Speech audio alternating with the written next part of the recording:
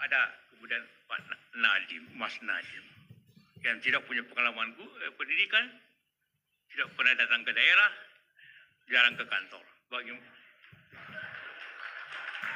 Bagaimana sekjen? Bagaimana bisa? Kedua, yang pertama.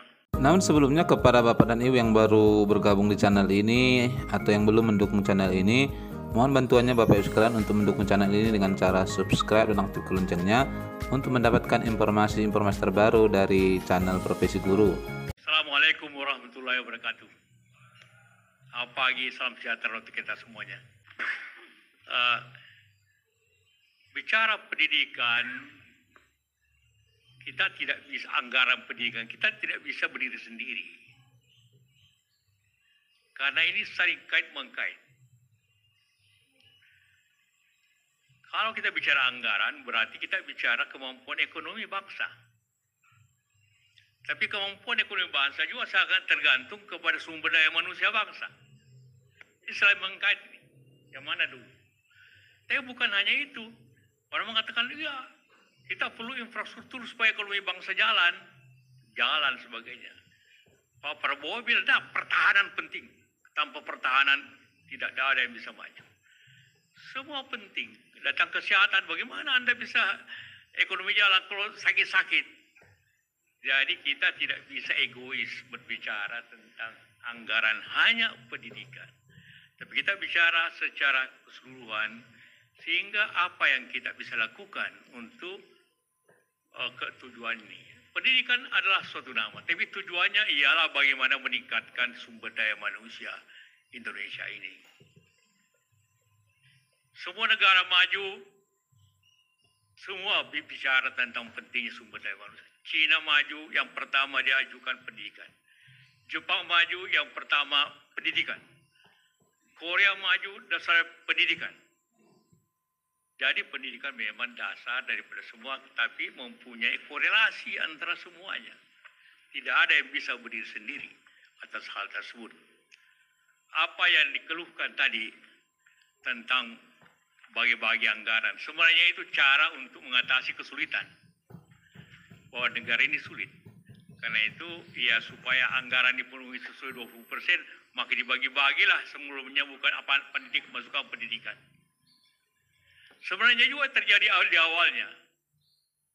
Pada saat Undang-Undang nomor 20 itu, ya sebagai lanjutan daripada Undang-Undang Dasar 31, dalam Undang-Undang Dasar 31, satu-satunya angka yang ada hanya angka pendidikan. Yang lainnya normatif. Tapi yang ada angka pasti adalah pendidikan. Dan tidak banyak negara yang memasukkan, hanya 3 negara di dunia ini yang ada angkanya pendidikan itu. Kita ikut itu. Kalau tidak salah Argentina, Taiwan, jadi angka minimum lagi, hanya bisa lebih, tidak boleh kurang. Jadi guru itu, 29% dari APBN itu gaji guru. Ini juga tadi secara lalu, kenapa saya tolak moratorium guru itu? Sederhana aja, saya itu hanya urusan 10 menit. Jadi mengatur negara itu tidak perlu panjang-panjang. Saya cuma tanya sejak pada suatu pertemuan, berapa jumlah guru Indonesia? Bila sekitar 2.100.000 lah gitu. Oke, 2 juta ya. Guru mengajar berapa lama? Ada yang bilang, ya kira-kira 30 tahun. Oke, berarti tiap tahun ada pensiun 3,3%. Murid bertambah berapa? Hanya berapa penduduk murid itu? 1,5% murid bertambah tiap tahun. Karena penduduk bertambah 1,5%. Jadi 4,8% harus guru ditambah. Karena itu oke, kalau mereka 200.000 berarti 100.000. Mulai sekarang besok kasih tahu bahwa kasih guru 100% per tahun. 10 menit selesai persoalan. Tidak perlu ada seminar begini untuk menambah itu. Itu kan sederhana aja. Karena kalau tidak ditambah 100.000 per tahun, maka sekolah akan kosong isi gurunya. Karena mesti pensiun dia. Nah, itu sedikit bagaimana mengatasi pendidikan. Itu tidak perlu repot-repot apa sebenarnya. Ya.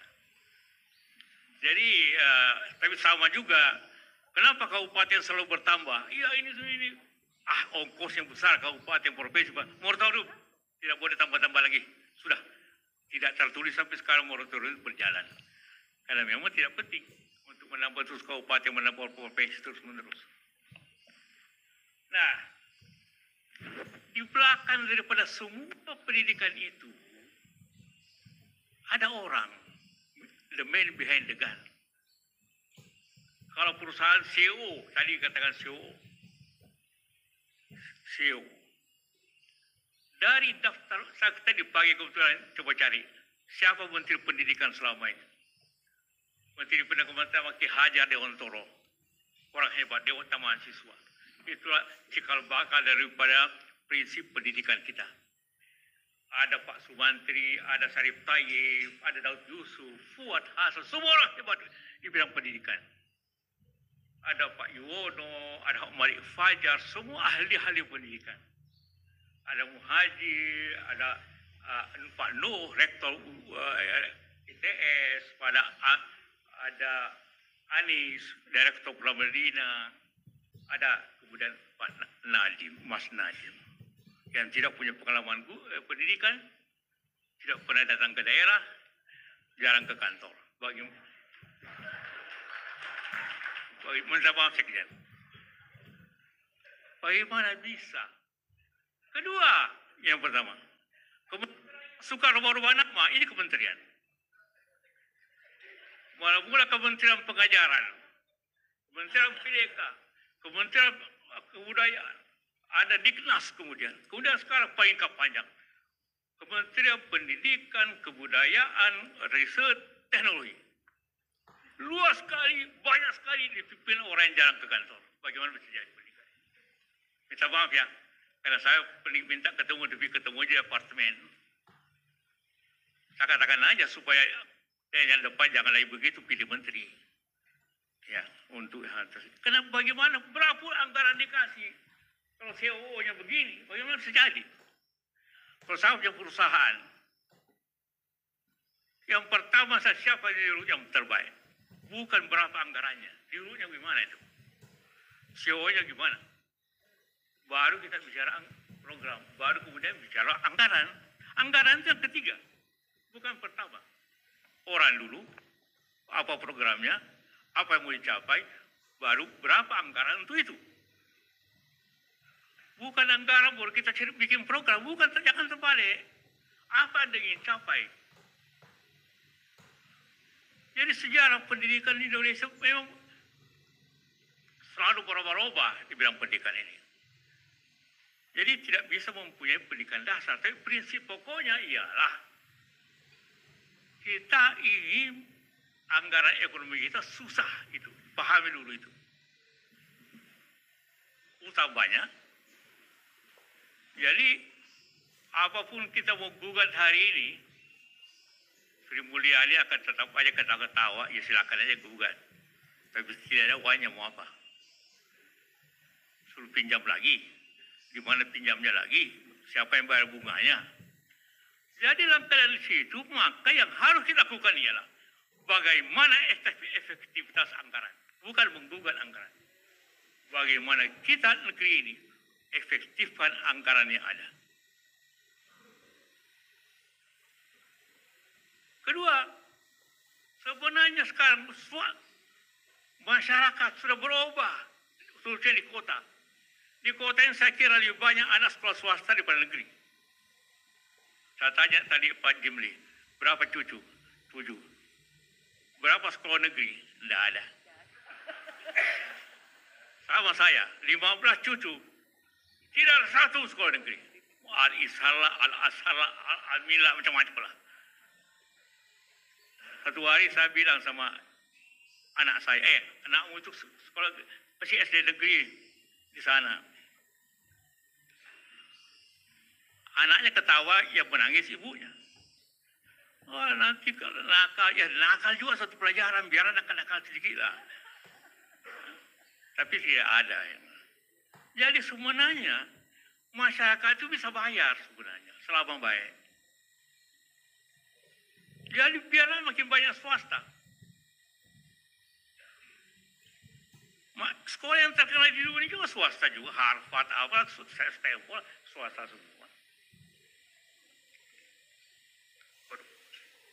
Jadi memang kalau dari sikap kita nih angka apa saja rendah. Di PISA tahun 22 kita nomor 66 dari 61. Saya bilang sudah lah.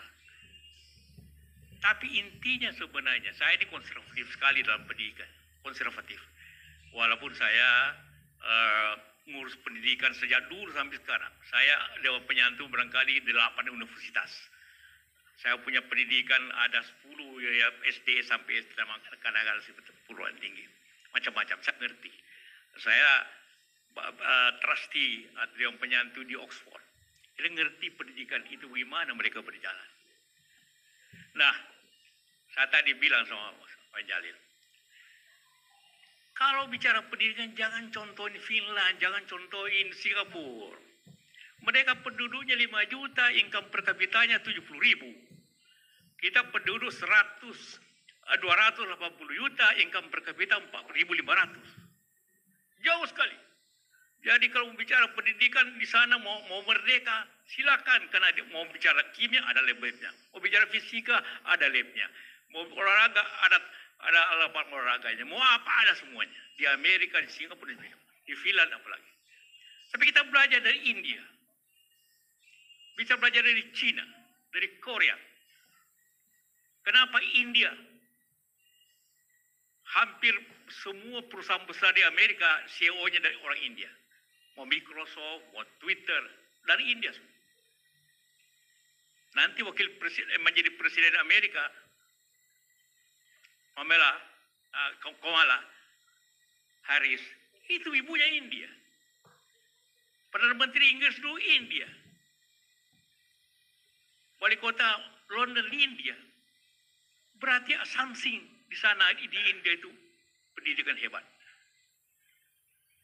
Cina kenapa maju? Pendidikan jangan tir-tir, kita belajar ke sana. Jadi nanti Pak Sekjen kalau kirim orang studi banding Pak DPR, jangan ke Finland, jangan ke Swedia, tidak ada gunanya itu. Mimpi aja di situ. Pergi di Cina, pergi di Korea, pergi di Jepang, pergi di India. Dan apa inti di sana? Ujian nasional. Anda boleh lihat di sana kalau waktu ujian. Inilah saya konservatif. Anak itu, kita semua pernah sekolahan. Kapan kita belajar? Kan kalau ujian. Ya kan? Kalau tidak ada ujiannya, kapan belajarnya? Sebuah kampus merdeka. Belum merdeka. Apa merdeka? Tidak merdeka aja tidak belajar, apalagi merdeka.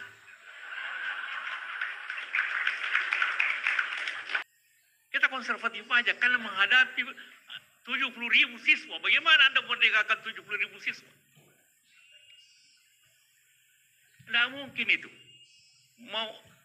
Jangan tiru satu sekolah di sini Cikal atau apa dan bikin kurikulum merdeka, tiba-tiba seluruh Indonesia mau dimerdekakan kurikulumnya. Hebat. Akibatnya beginilah. Dia Cina. Ya India itu orang gemetaran kalau biar aja dulu. Saya bilang biar aja dan itu kalau menikah berapa sih stres paling tinggi 1%. Tapi lebih stres lagi kalau tidak ada kerjaan. Kita memang luar biasa ide.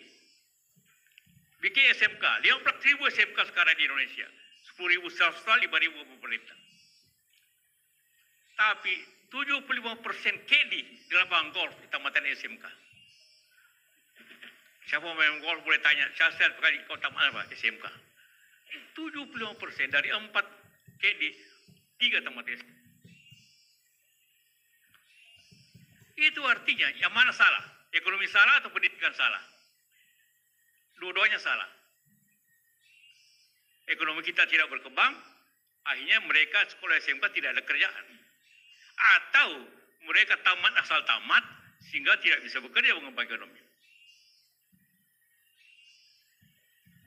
Jadi itulah yang terjadi kemudian dari sisi pandang kita semuanya.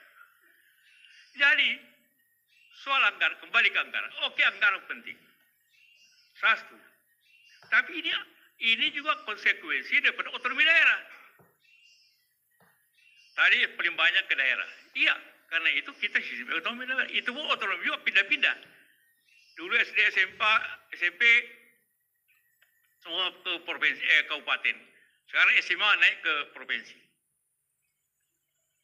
Akibat ketidakmampuan.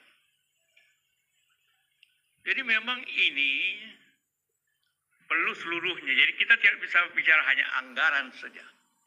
Anggaran, sekali lagi kita bicara anggaran ya. Sejarahnya bahwa pendidikan sangat penting, semuanya selalu begitu. Tidak ada negara apalagi kita bukan tidak penting. Karena itu semua kementerian, tokoh-tokoh pendidikan selalu memimpin pendidikan. Begitu menterinya tidak ngerti pendidikan dan malas lagi urus pendidikan, kacaulah semuanya. Saya kira Pak Sekjen lebih tahu dari saya tentang keadaan. Nah, ini itulah yang kita, jadi untuk pemerintah akan datang, tolonglah dipilih menteri betul yang ngerti pendidikan. Yang ngerti pendidikan. Kalau tidak ngerti beginilah, mau berapa, mau sekian ratus triliun dikasih, akan hancur-hancuran. Kalau tidak ngerti pendidikan. Sama saya di perusahaan, kalau tidak ngerti tentang teknologi, dikasih teknologi, dia akan aut-autan. Inilah yang perlu kita jadi, bukan hanya anggaran diperbaiki, orang yang melaksanakan anggaran juga harus lebih diperbaiki. Percuma kita bicara anggaran sekian-sekian tanpa orang yang memanage anggaran itu dengan baik. Ini keluhan semua orang. Ya. Jadi tanpa itu maka kita akan tidak bisa. Nah kemudian anggaran itu memang harus, saya setuju ada standar-standar yang baik. Terdiri dari prasarana, infrastruktur pendidikannya, bagaimana sekolah-sekolah, ujung sekolah, gurunya bagaimana, kurikulumnya bagaimana, dan muridnya bagaimana. Saya Dewan Penasihat PGRI. Asal ketemu PGRI dan guru selalu yang bicarakannya satu. Honor, gaji. Tidak pernah bicara tentang mutu pendidikan. Saya pernah di pertemuan besar, saudara ini semua bicara di sini, datang hanya bicara honor. Tidak pernah membicarakan kepada kita semua bagaimana mutu pendidikan Anda capai. Itulah sebabnya semua guru menolak ujian nasional karena tidak mau diuji. Sebenarnya yang diuji guru itu. Oleh siswanya tidak lulus, itu berarti gurunya kurang baik mengajar. Tidak mau ketahuan, tidak mau mengajar. DPR juga menolak. Mau apa tapi ujian nasional di sekolah pinggiran itu akhirnya kesalahan terbesar pernah dicapai dalam pendidikan ialah dongkrak angka. Dewan Golkar zaman dulu.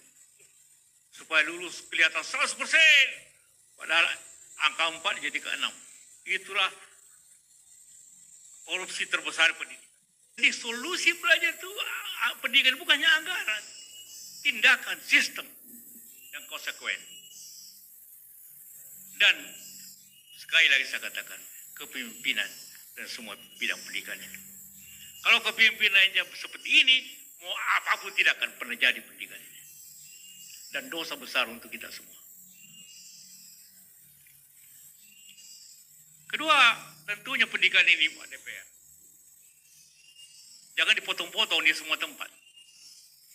Dipotong di DPR sekian, dipotong di daerah sekian, akhirnya yang jatuhnya sekian saja. Guru juga kadang-kadang suka potong. Karena melihat bupati potong, dia potong juga. Jadi berbagai sistem. Alhasil kalau kita bicara anggaran, yang kita perlu efektivitasnya. Jangan harap Menteri Keuangan bisa tambah. Saya tahu keadaan sekarang tidak mungkin dia tambah. PU menjerit minta tambah. Sosial menjerit minta, semua minta tambah. Hanya artinya tambah utang. Utang sudah kelebihan. Sudah hampir 10.000 triliun. Jadi mari kita bicara bagaimana uang yang ada diefektifkan. Dan butuh orang yang baik, yang pintar untuk efektif. Kedua juga, kita kurangi biaya administrasi. Kurangi aja. Saya kemarin minggu lalu bicara di muka 200 pendidikan guru. Di UNED tiba-tiba saya di Makassar, mereka ada konferensi guru. Saya bicara hal yang sama. Sekarang ini guru memang bahaya. Murid bisa lebih pintar daripada guru. Jadi saya bilang sudah. Kalau zaman dulu murid mendengar guru, sekarang guru harus mendengar murid. Artinya murid mempresentasi, karena gampang semua data. Saya tadi pagi untuk bicara ini saya cuma 10 menit putar-putar komputer, tahu semua siapa menterinya, berapa anggarannya, sudah kita bicara saja. Nah, semua itu pendidikan harus dirombak seperti itu. Apalagi nanti kalau AI, artificial intelligence, murid bisa tahu apa semua yang belum diketahui guru. Jadi, bagaimana merombak itu semua? Bagaimana mengikuti semua itu? Tapi apapun prinsip yang benar, bahwa guru mendidik anak, mengajarkan sesuatu. Itulah yang ingin saya sampaikan dalam suatu video. Mudah-mudahan ada manfaatnya. Terima kasih.